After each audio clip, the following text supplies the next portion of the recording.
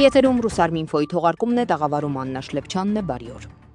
Արտաքին գործերի նախարարությունը հաստատել է Ադրբեջանի փոխվարչապետի գլխավորած պատվիրակության Հայաստան ժամանելու մասին տեղեկությունը։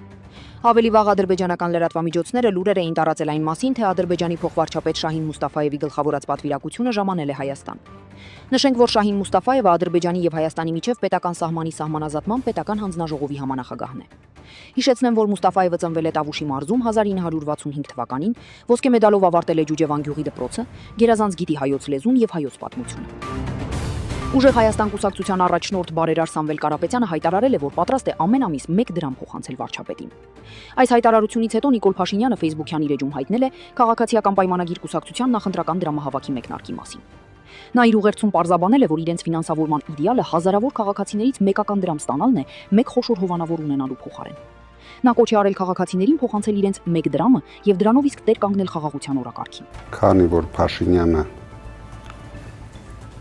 հունիսի 7-ից հետո հնարավորություն էլ չի ունենալու պարգևավճարներ ստանա, ես կառաջարկեմ, որպեսզի վարչապետը շարունակի իր գործունեությունը, ամեն ամիս 1 դրամ փոխանցելու եմ վարչապետին։ Եթե քաղաքացիական պայմանագիր կուսակցությանը քաղաքական գործունեություն ծավալելու համար պետք է 1000 դրամ, մենք պետք է գտնենք ոչ թե մի հոգու, ով մեզ կտա 1000 դրամ, այլ մենք պետք է գտնենք 1000 հոգու, ով մեզ կտա 1 դրամ։ Քաղաքացիական պայմանագիր կուսակցության նախընտրական դրամահավաքը սկսված է։ Փոխանցեք ձեր 1 դրամը եւ տեր կանգնեք խաղաղությանը։ Անցած 2 օրերին Երևանում եւ մարզերում ողբերգական ելքով դեպքեր են արձանագրվել։ Ապրիլի 29-ին Արագածոտնի մարզի Մուղնի բնակավայրում 31-ամյա վարորդը վրա երթի է ենթարկել 47-ամյա հետիոտնին, ինչի հետևանքով վերջինս տեղում մահացել է։ Դեպքի առթիվ նախաձեռնվել է քրեական վարույթ, պարզվել է, որ վարորդը փախուստի չի դիմել եւ եղել է սթափ։ Մեկ այլ դժբախտ պատահար էլ տեղի է ունեցել ապրիլի 28-ին Երևանում։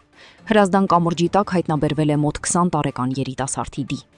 Փրկարարները հատուկ ճոպանների միջոցով են կարողացել դժվար անցանելի տարածքից դուրս բերել մարմինը եւ մոտեցնել դիատարին։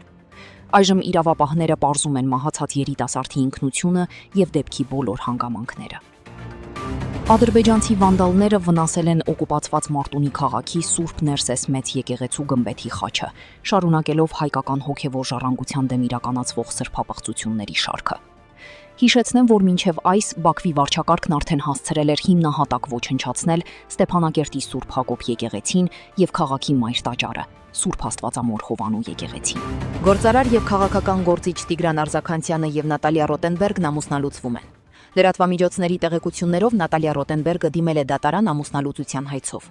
Թե ինչն է ամուսնալուծության պատճառը դեռևս հայտնի չէ։ Նշեմ, որ Նատալիա Ռոտենբերգը, աղջկական ազգանունով Նիկոլաևա, 2001-ից 12 թվականներին ամուսնացած էր հայտնի միլիարդատեր եւ Պուտինի մտերիմ Արկադի Ռոտենբերգի հետ։ Նրանից ունի 2 երեխա՝ դուստր Վարվարան եւ որդի Արկադին։ Ամուսնալուծությունը բավականին բարդ է ընթացել, գույքային վեճերով, այդ թվում Լոնդոնի դատարաններում։ Արզականցյանի հետ Նատալիան ամուսնացել է 2019-ին։ 2022 թվականի օգոստոսին Նատալիա Ռոտենբերգը ուժը հայրենյաց կուսակցությունից առաջադրվել է Երևանի քաղաքապետի թեկնածու։ Պաշտպանության նախարարի առաջին տեղակալ, զինված ուժերի գլխավոր շտաբի պետ, գեներալ-լեյտենանտ Էդվարդ Ասրյանը պաշտոնական այցով Հնդկաստանում է։ Նրա այցի առիթով Հնդկաստանի պաշտպանության նախարարությունում տեղի է ունեցել դիմավորման հանդիսավոր արարողություն, որից հետո գեներալ-լեյտենանտ Ասրյանն առանձնազրույց է ունեցել Հնդկաստանի զինված ուժերի շտաբի պետ, գեներալ Անիլ Չաուհանի հետ։ Առանձնազրույցին հաջորդել է պատվիրակությունների ընդլայնված կազմով հանդիպումը։ Քննարկվել են պաշտպանության ոլորտում երկու երկրների միջև գործակցությանն առնչվող հարցեր, ձեռք են բերվել նոր պայմանավորվածություններ։ Հիշեցնեմ, որ Հնդկաստանը 2022 թվականից դարձել է Հայաստանի զենքի առաջատար մատակարարներից մեկը։ Մասնավորապես 2022-24 թվականներին Հայաստան ներմուծված զենքի մոտ 43%-ը հենց Հնդկաստանից է բերվել։ Մատակարարված սպառազինության թվում են միջին հեռահարավորության հակաօդային պաշտպանության, բազմափոխհրթիռային եւ հակադրոնային համակարգեր, ինքնագնաց հաուբիցներ եւ այլ զինտեխնիկա։ Վարչապետ Նիկոլ Փաշինյանը սոցցանցի իր էջում այսօրվա առաջին տեսանյութում հայտնել է, որ ֆուտբոլի մինչև 20 տարեկանների 2029 թվականի աշխարհի առաջնությունը տեղի կունենա Հայաստանում եւ Վրաստանում։ Հայաստանյան խաղերը տեղի կունենան Երևանում, Վանաձորում եւ Իջևանում։ Նա ասել է, որ ակտիվորեն պետք է պատրաստվել մրցաշարը պատշաճ մակարդակով կազմակերպելու ուղղությամբ։ Վանաձորի մարզադաշտը վերակառուցվում է, Իջևանում նաեւ ստադիոն կկառուցվի, Երևանում էլ հանրապետական մարզադաշտը որոշակի վերափոխումների կենթարկվի։